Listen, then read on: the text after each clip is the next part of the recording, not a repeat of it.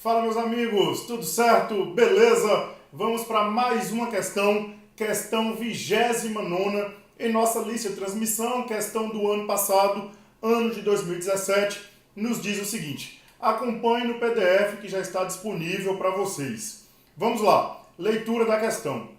De acordo com o Código de Processo Penal, o juiz dar-se-á por suspeito e, se não o fizer, poderá ser recusado por qualquer das partes, se. E aí vem as proposições. Ele quer saber quando que as partes podem recusar o juiz que não declarou a sua suspeição de ofício. Logo, essa questão, nossa 29ª questão, vai exigir o conhecimento básico acerca da suspeição e do impedimento. E aí eu quero que vocês organizem no estudo os artigos 252, 253 e 254 do Código de Processo Penal, porque através do estudo desses três dispositivos nós conseguiremos resolver essa questão. Pessoal, antes de mais nada, eu quero que vocês se lembrem que no processo penal o réu ele se defende de forma direta e também é possível a defesa indireta.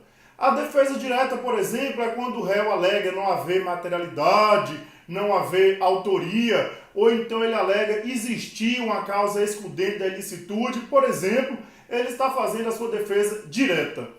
A defesa indireta é quando o réu ele ataca alguma questão processual. Ele, através da defesa indireta, quer retardar ou até mesmo extinguir o processo. Então, a defesa indireta é uma forma do réu combater vício processual. Veja que as exceções, elas são as defesas indiretas do réu no processo penal. E esses artigos que eu pedi a leitura, o 252, 253 e 254, se referem às exceções de suspeição ou impedimento. Então, veja, eu vou tratar da defesa indireta do acusado quando eu estiver diante de uma situação de suspeição ou de impedimento do magistrado.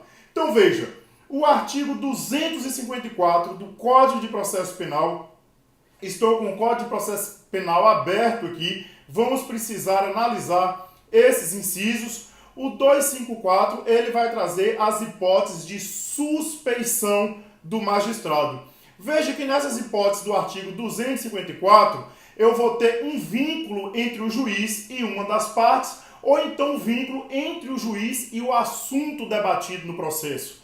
Olha que eu falo aqui de algo de caráter subjetivo, uma ligação do magistrado com uma das partes, ou a ligação do magistrado com o próprio fato, com o próprio assunto que está sendo debatido no processo. É isso que vai ser as hipóteses tratadas no artigo 254 do Código de Processo Penal, as causas de suspeição. Já os artigos 252 e 253 vai nos trazer as causas de impedimento. E aqui nas causas de impedimento eu tenho uma ligação, eu tenho um vínculo, seja direto ou indireto, do magistrado com o próprio processo. O impedimento ele traz uma ligação, daí porque até mais grave que a suspeição, ele traz uma ligação de impedimento entre o juiz e o próprio processo que será objeto de julgamento. Então veja, artigos 252 e 253 eu tenho as hipóteses de impedimento e 254 as hipóteses de suspeição. Por que essa revisão foi bacana? Essa revisão é tranquila porque se vocês voltarem ao enunciado, o examinador quer de vocês o seguinte, vamos ler. De acordo com o CPP, o juiz dar-se-á por suspeito e, se não fizer, poderá ser recusado por qualquer das partes, se. Ou seja, nós precisamos identificar nas proposições da nossa 29ª questão uma causa de suspeição. Ou seja, quando eu falo do vínculo do juiz com uma das partes ou então com o assunto debatido no processo. E a leitura desses artigos que eu falei responderá à nossa questão. Vamos lá. Nossa hipótese de suspeição, alternativa A. Ele, ou seja, o juiz, seu cônjuge, ascendente ou descendente, estiver respondendo a processo por fato análogo, sobre cujo caráter criminoso haja controvérsia. Galera, 254 o artigo 254, no inciso 2, vai trazer ipsis literis essa alternativa A como uma das hipóteses de suspeição. Então veja que a alternativa A é correta. Eu vou tratar aqui da ligação do juiz com uma das partes que discute a demanda ou com o assunto que está sendo debatido no processo. Aqui eu falo então de suspeição, alternativa correta. Vamos ver o porquê que as outras alternativas estão erradas. O porquê que as outras alternativas não se trata de hipótese de suspeição. Alternativa B. Quando o juiz tiver funcionado seu cônjuge ou parente, consanguíneo ou afim, em linha reta ou colateral até o terceiro grau, inclusive, como defensor ou advogado, órgão do Ministério Público, autoridade policial, auxiliar da justiça ou perito. Veja que aqui eu estou tratando da relação do magistrado ou de uma dessas pessoas com o próprio processo. Se eu falo da ligação do juiz com o próprio processo, eu não falo de suspeição, eu falo de impedimento. Artigo 252. E é exatamente o artigo 252, inciso 1 do Código de Processo Penal, que vai nos informar que essa alternativa B é causa de impedimento e não de suspeição. Logo está errada. Vamos lá, alternativa C. Ele próprio, ou seja, o juiz, houver desempenhado qualquer dessas funções ou servido como testemunha. Novamente eu falo aqui da relação do juiz com o próprio processo. Se a relação do juiz com o próprio processo, eu tenho aqui causas de impedimento e não de suspeição. E quem vai nos informar que essa assertiva C é causa de impedimento é novamente o artigo 252, agora o inciso 2.